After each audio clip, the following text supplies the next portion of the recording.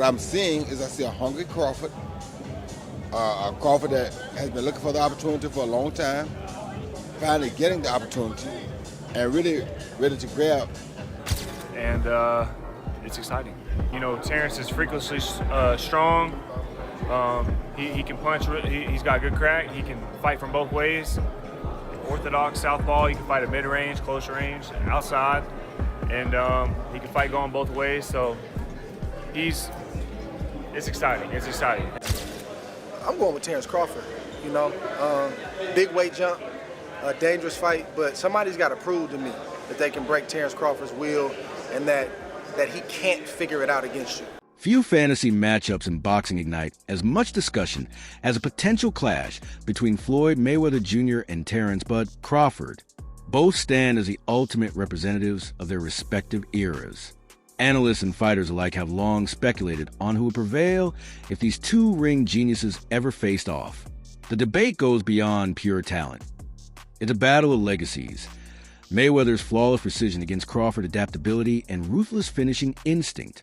Definitely one of the greatest. He's done shit that Floyd Mayweather ain't done. Like what? Like what? What audience that don't know? He is a two-time undisputed champion. Floyd wasn't a one-time undisputed champion. So he has all the belts in one division and then moved up and got all the belts in another division. I don't know if that's ever happened in the history of boxing. Yes, and he beat the man. And he beat the man. Let's give Terence Crawford his flowers because everything he said he was going to do, he done it. He did. Floyd Mayweather retired with an unblemished 50-0 record, one of the most pristine resumes in boxing history. Throughout his career, he collected marquee victories against elite champions across 5 weight divisions. Renowned for his defensive genius, Mayweather built his legacy on the ability to dismantle both heavy hitters and master technicians with surgical precision. Floyd Mayweather stopped Conor McGregor in the 10th round to improve to 50-0 in what he says will be his final fight. I actually believe him this time, Max. What's his legacy? Well, he's one of the great pure boxers who ever lived. He is never cheated himself. He always was in condition. He had no off nights. That's why he won every fight. It's one of the reasons. Not because he's one of the best to ever do it, and because he was always prepared over a very long amateur and pro career. Amazing. Another reason is he carefully selected opponents, knew when and where and when and who to fight, and basically changed the paradigm in boxing. I'll translate. He flipped the script.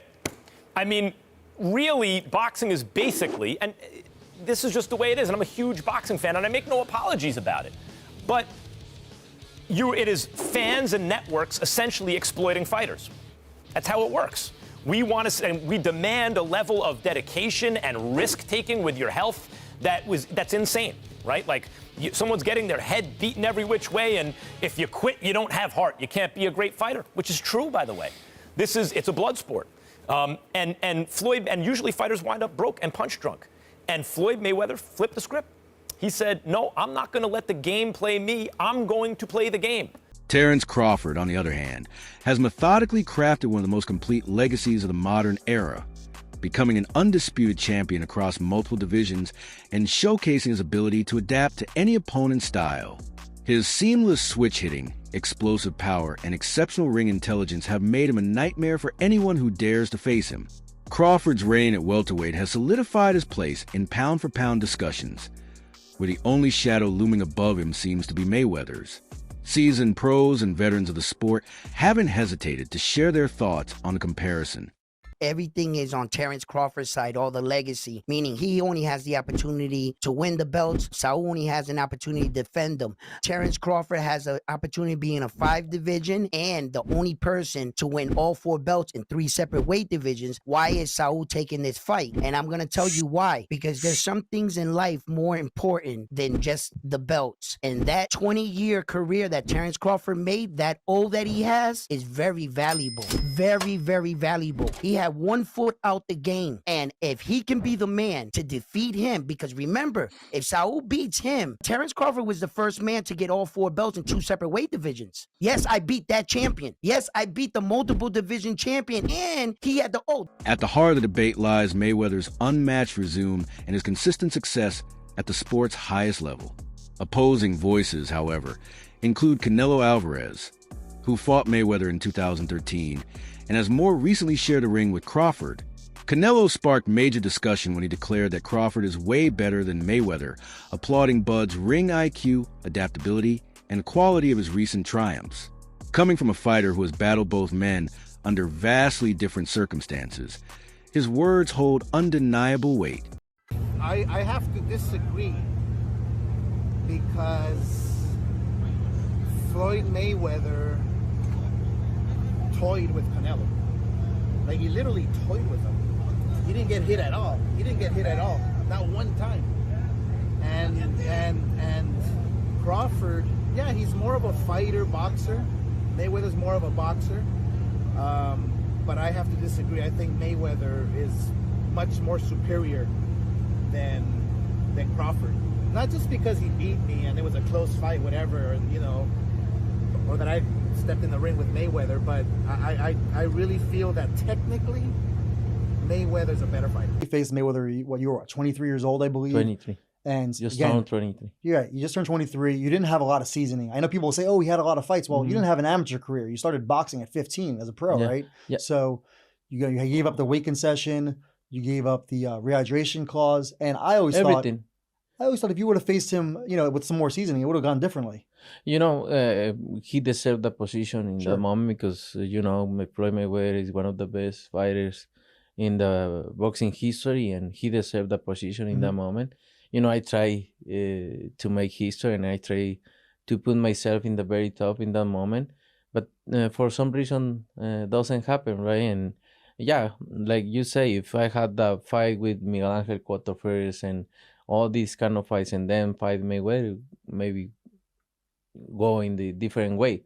But, you know, we never gonna know. We never gonna know. And I learned what from that fight. And like I say, things happen for a reason. Shane Mosley, a seasoned veteran who went the distance with Mayweather, has also sided with Crawford in this hypothetical matchup. He believes Bud's complete skill set and versatile arsenal make him a more dangerous and unpredictable fighter. Mosley's perspective echoes that of others who have shared the ring with Mayweather. They acknowledge Floyd's brilliance, but note that Crawford possesses angles, power, and adaptability that Mayweather never had confront. Who do you think's better out of those two, Crawford or Mayweather? I think Crawford is better, bigger. Like he's actually he moved in weight class, and I would say Crawford is a better fight all around fighter. Mayweather's really good too, though. You can knock him as well. You know, he's very talented. It would have been a tough fight, but I think Crawford would have had the edge over Mayweather because of the long arms and because it's bigger. You know what I'm saying? And he would have kept him at bay. It would have been hard for Mayweather to counter, maybe. But Mayweather's definitely a technician. I mean, it's, like Crawford said, you know, Mayweather has his era, and Crawford, this is his era. Shane Mosley has also made it clear that while he admires Crawford's all-around abilities, Floyd Mayweather is far from an easy target. Mosley has repeatedly emphasized that Mayweather's defensive mastery and unwavering discipline make him one of the most difficult puzzles ever to solve in boxing history.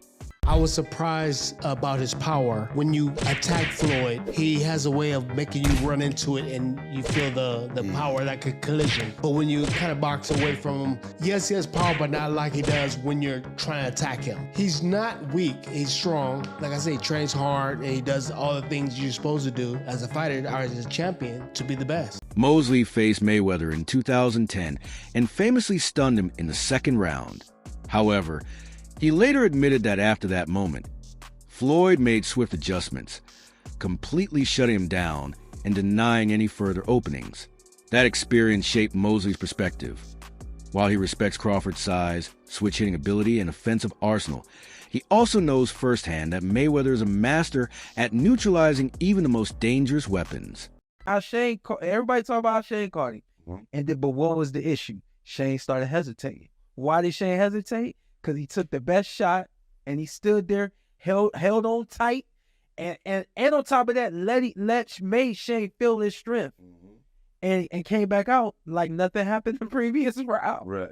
But still stone cold. Right. And then Shane ends up being the one hesitating, waiting, and the fight get away from him. I'm saying Shane hit me with a hell of a shot. Okay. Actually, 2 shots. Oh, okay.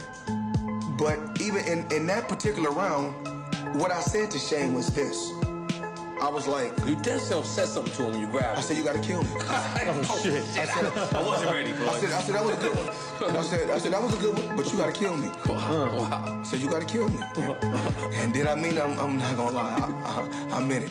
Andre Ward, Crawford's close friend and former world champion, has been one of his strongest offenders against those who argue his achievements don't match Mayweather's.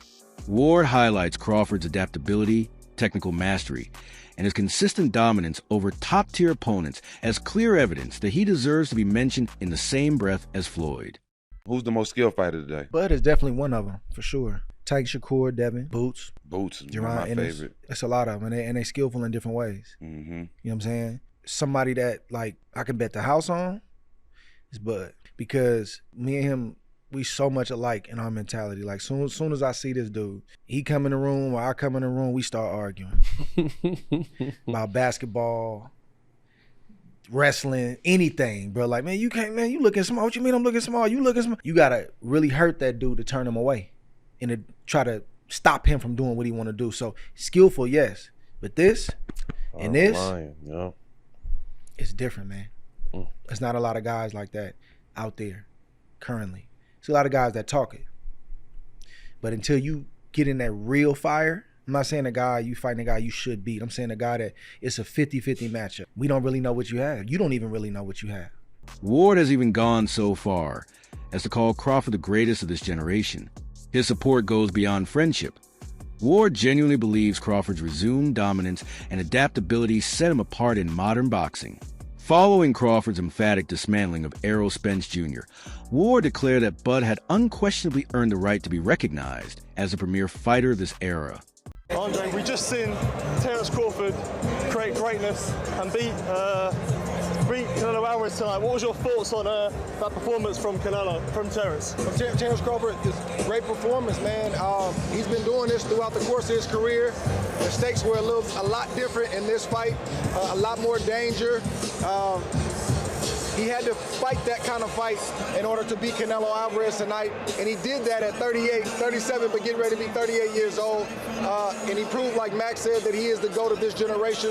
Hats off to Canelo for taking the fight. He didn't have to take it. Hats off to Turkey Al-Sheikh for putting it together. Just a great, great night for boxing. Yeah. How special a fighter is someone like Terence Crawford? There was no signs of a size disadvantage there. How special? You can see it in spots, but it wasn't significant. And I didn't think it was going to be significant. And people call me crazy, but I've been around Terence. He's strong. He's got a wrestling background, and people don't realize that he's been boiling himself down all these years and still being successful, not having to do that. His condition seemed impeccable, and his strength was there, the power was there enough to get respect from Canelo. So what more can I say? What would you like to see him do next? Do you think there's another fight after this? I'd like to see him be done. What are we boxing for at this point? What else is there to do? There's always going to be a YouTuber or a reporter or somebody conjuring up another challenge.